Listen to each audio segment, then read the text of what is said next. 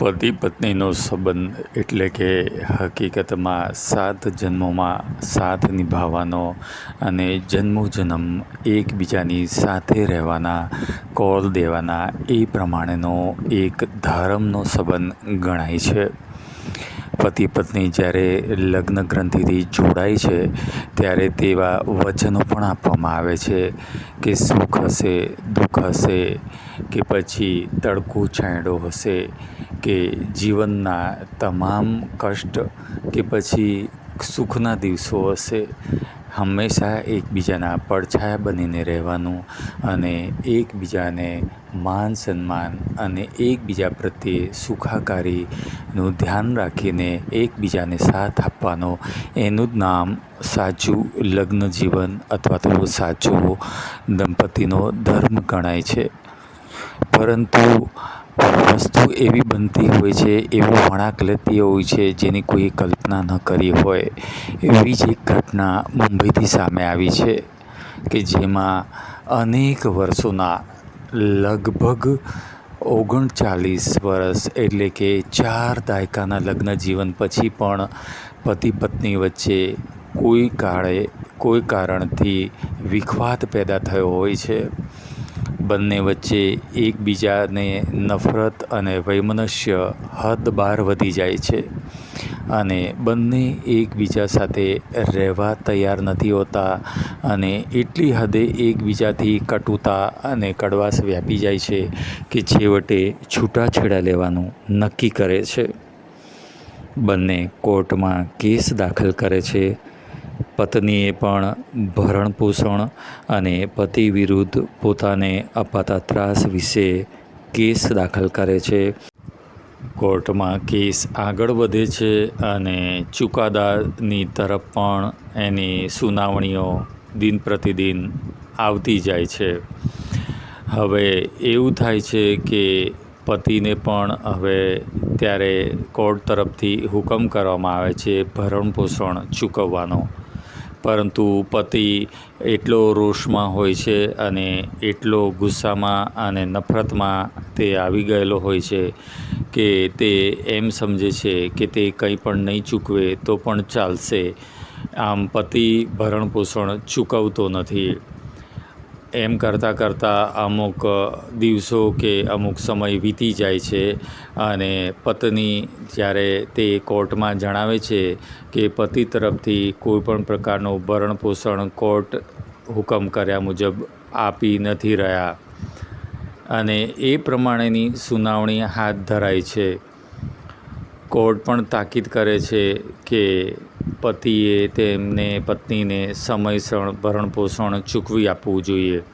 પરંતુ ઘણા મહિનાઓ વીતી ગયા છતાં પતિ ભરણપોષણ ચૂકવતો નથી. આથી કોર્ટ હુકમ કરે છે કે જો એક સામટું તમે ભરણપોષણ આપી દો અથવા તો પછી કોર્ટની કડક કાર્યવાહીનો સામનો કરવા માટે તૈયાર રહેવું પડશે.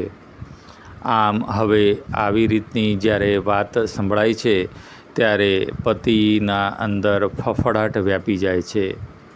પતિને ખ્યાલ આવી જાય છે કે હવે તેણે જો આ રીતે ચૂકવણું કર્યું નથી ભરણપોષણનું તો તેણે એક સામટા પૈસા ચૂકવવાના પડશે જ અને એક સામટા પૈસા ચૂકવવા અથવા તો પછી જેલમાં પણ જવું પડશે. કારણ કે કોર્ટે પોતાનો વિચાર સ્પષ્ટ કરી દીધા હતા. કડક શબ્દોમાં જણાવી દીધું હતું કે એક સામટી રકમ હવે ચૂકવી દેવી પડશે. કોઈ પણ બહાનાબાજી નહીં ચાલે અથવા તો પછી કોર્ટની કડક કાર્યવાહીનો સામનો કરવા, સજા ભોગવવા માટે તૈયાર રહેવું પડશે. એટલે પતિ મહાશયને પૂરેપૂરો ખ્યાલ આવી ગયો હતો. હવે 4 દાયકાના સફળ લગ્ન જીવન હશે તો જ 4 દાયકા સુધી પહોંચ્યા અને હવે ઘડે ઘડપણ એ બંનેને એટલી હદે વિખવાદ કર્યો કે આવી રીતે કોર્ટમાં પહોંચ્યા અને કોર્ટમાં પહોંચ્યા પછી આવો વખત આવી ગયો અને આમ પતિ પોતે બહાનાબાજી બતાવતો હતો ભરણપોષણ ન ચૂકવવું પડે એમ. પરંતુ હવે તેને ખ્યાલ આવી ગયો હતો કે તેણે ખરેખર ચૂકવણી કરવી જ પડશે, ને તો જેલના સળિયા ગળવાનો સમય આવી ચૂક્યો છે એવી પાક્કી ખાતરી થઈ ગઈ હતી. પતિના મનમાં એક આવી જ દિવસ વિચારો ગળમથલમાં ચાલતા હતા.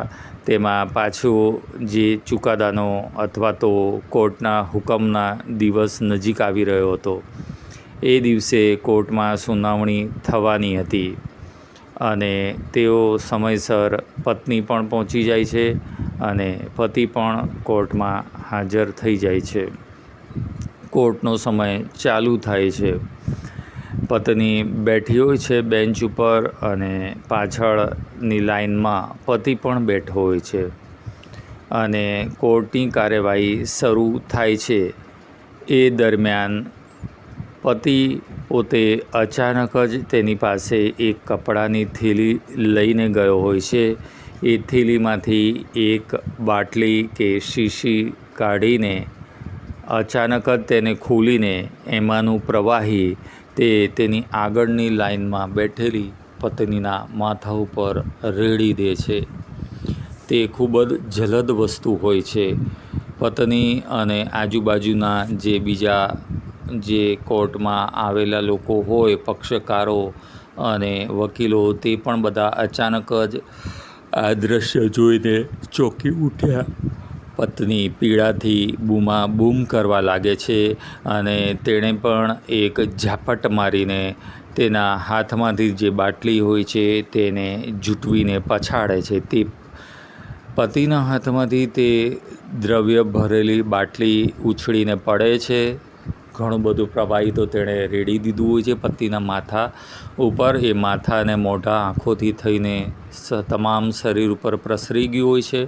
પરંતુ હજી વધારે તે રેડે પહેલાં પત્નીએ ઝાટકો મારીને તેના હાથ ઉપર તે બાટલી નીચે પડી જાય છે. તે કાચની હોવાથી ફૂટી જાય છે અને તેમાંથી પ્રવાહી જે બચેલું હોય છે તે પણ ચારે તરફ ઉડે છે. તે પક્ષકારો બંનેના બેઠા હોય છે. આજુબાજુમાં તેમની ઉપર પણ ઉડે છે. આજુબાજુમાં બંને વાદી પ્રતિવાદીના વકીલો ઉપર પણ ઉડે છે અને આમ કોર્ટમાં એક ભયાનક દ્રશ્ય ખડું થઈ જાય છે અને હાહાકાર મચી જાય છે. બીજી બાજુ આવો અધમ કક્ષાનો માણસ એવો આ પતિ, 71 વર્ષની ઉંમર, પરંતુ જાણે જીવનમાં કંઈ જ શીખ્યો ના હોય. જીવનની ચડતી પડતી કે જીવનના મુકાબલાઓ હોય, જે સારા નરસા તેનો સામનો કેવી રીતે કરવું તેનું જરા પણ બુદ્ધિ ન ધરાવતો એ માણસ પોતાની પાસે એક પડીકું પણ લઈ ગયો હોય છે. આ બાટલીની સાથે સાથે પત્ની ઉપર આવું કામ કર્યા પછી એ પડીકામાંથી જે વસ્તુ લાવ્યો હોય છે તે પોતે પી જાય છે. કહેવાની જરૂર નથી કે તે પણ પોતાને નુકસાન કરવાના ઈરાદાથી તેણે એ કામ કર્યું હોય છે. એટલે આમ તેણે પોતાની પત્નીને ભરણપોષણ ન આપવું પડે એ માટે થઈને તેણે પત્ની ઉપર આવા પ્રકારનો અધમ હુમલો કર્યો અને એ પછી પોતે પણ પોતાની સાથે લાવેલું પ્રવાહી કે દ્રવ્ય કે પાવડર ગટગટાવી ગયો, જેના કારણે તેની પણ સ્થિતિ ખરાબ થઈ ગઈ. આ બાજુ પત્ની ગંભીર રીતે ઘાયલ થઈ હોય છે પતિએ તેની ઉપર રેડેલા જલદ પ્રવાહીના કારણે, અને પતિ પણ ખૂબ જ ખરાબ હાલતમાં પહોંચી જાય છે કારણ કે તેણે પણ કંઈક એવી વસ્તુ પી લીધી હોય છે જે તેની સાથે લઈને આવ્યો હોય છે. આ બધું જોઈને કોર્ટમાં ધમાચકડી મચી જાય છે. કોર્ટમાંથી પોલીસ તાબડતોબ આવે છે, પહોંચે છે અને પત્નીને સીધી જ હોસ્પિટલ બંને જણને લઈ જવામાં આવે છે અને ત્યાં તેઓને સારવાર હેઠળ રાખવામાં આવે છે. પતિએ કેટલી ખોટું અને કેટલું ગુનાહિત કાર્ય કર્યું કે જેમાં તેને પોતાને ભરણપોષણ ન આપવું પડે.